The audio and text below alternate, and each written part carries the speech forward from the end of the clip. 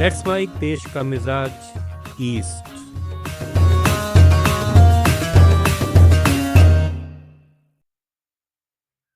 Let's mic देश का मिजाज में अब खबरें पूर्वी भारत से।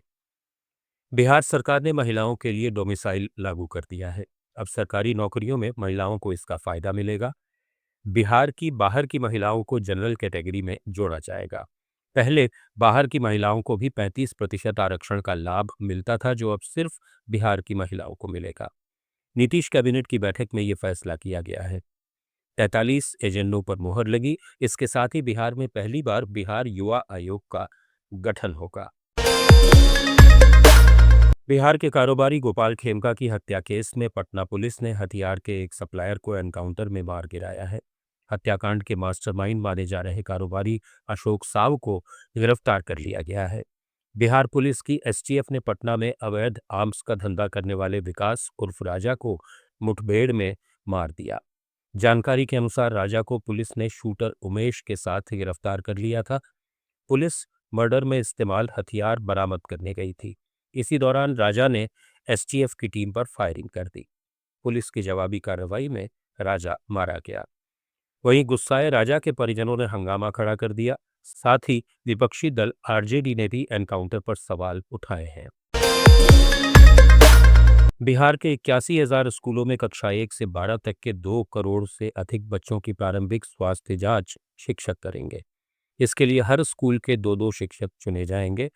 प्रारंभिक स्वास्थ्य जांच में शिक्षक बच्चों की लंबाई, वजन वगैरह जांचेंगे। स्वास्थ्य विभाग शिक्षकों को स्वास्थ्य जांच प्रशिक्षण देगा।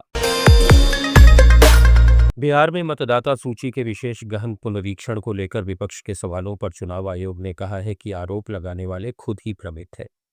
बिहार के मुख्य निर्वाचन पदाधिकारी विनोद सिंह गुंजियाल ने आरोप लगाने वालों को सलाह दी और कहा कि 24 जून को जारी आदेश ठीक से पढ़ लें। आदेश में सारी चीजें हैं जो विज्ञापनों में लिखी गई हैं। आदेश में यही है कि मतदाता सूची का प्रारूप प्रकाशन 1 अगस्त को होगा। गुंजियाल ने कहा कि 26 जुलाई तक जो मतदाता फॉर्म भी जमा कर देते हैं तो उनका नाम प्रारूप मतदाता सूची में आ जाएगा। बिहार में बिगड़ी कानून व्यवस्था को लेकर कांग्रेस के राष्ट्रीय अध्यक्ष मल्लिकार्जुन खड़गे ने सरकार को घेरा है। खड़गे ने कहा कि अवसरवादी डबल इंजन सरकार ने बिहार में कानून व्यवस्था को पूरी तरह से ध्वस्त कर दिया है। उन्होंने एक्स पर लिखा कि पिछले 6 महीने में 8 व्यवसायियों की हत्या हो चुकी है। 5 बार पुलिस की पिटाई की गई है। कल ही अंधविश्वास के चलते एक ही परिवार के 5 लोगों की हत्या कर दी गई। यहां तक कि मासूम बच्चों को भी नहीं बख्शा गया। जेडीयू और बीजेपी के गुंडा गठबंधन ने बिहार को देश की क्राइम कैपिटल बनाने में कोई कसर नहीं छोड़ी है। पश्चिम बंगाल की मुख्यमंत्री ममता बनर्जी ने बीजेपी के नेतृत्व वाली असम सरकार पर पश्चिम बंगाल में एनआरसी लागू करने की कोशिश करने का आरोप लगाया है। उन्होंने इसे एक सुनियोजित राजनीतिक साजिश करार दिया। कलकत्ता हाईकोर्ट के आदेश पर सीबीआई ने बंगाल के 24 परगना जिले के संदेशखाली में 2019 के लोकसभा चुनाव के बाद हुई हिंसा की जांच अपने हाथ में ले ली है। सीबीआई ने मामले में आरोपी पूर्व टीएमसी नेता शाहजहां शेख के खिलाफ एफआईआर दर्ज की है। 8 जून 2019 को हुई इस हिंसा में भाजपा के 3 कार्यकर्ताओं की हत्या कर दी गई थी। छत्तीसगढ़ के बीजापुर जिले में सुरक्षा बलों ने एक मुठभेड़ में एक माओवादी को मार गिराया। पुलिस के अनुसार मारा गया माओवादी पीएलजीए बटालियन नंबर 1 का डिप्टी कमांडर और स्नाइपर था, जिस पर 8 लाख रुपए का इनाम घोषित था। छत्तीसगढ़ शराब घोटाला मामले में आर्थिक अपराध शाखा ने 3,100 पन्नों का चालान पेश किया। रायपुर की विशेष अदालत में 29 आबकारी अफसरों के खिलाफ ये चालान पेश हुआ। जिन अधिकारियों के खिलाफ चालान पेश हुए हैं उन सभी को शराब घोटाला मामले में आरोपी बनाया गया है। चालान पेश होने के बाद कई अधिकारियों की गिरफ्तारी हो सकती है।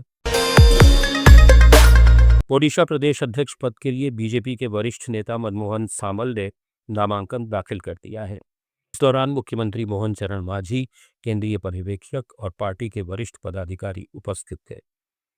सूत्रों के अनुसार सामल का दोबारा निर्विरोध चयन लगभग तय है, क्योंकि अध्यक्ष पद के लिए किसी अन्य उम्मीदवार ने नामांकन दाखिल नहीं किया है। देश का मिजाज में फिलहाल इतना ही। जुड़े रहिए लेट्स माइक के साथ।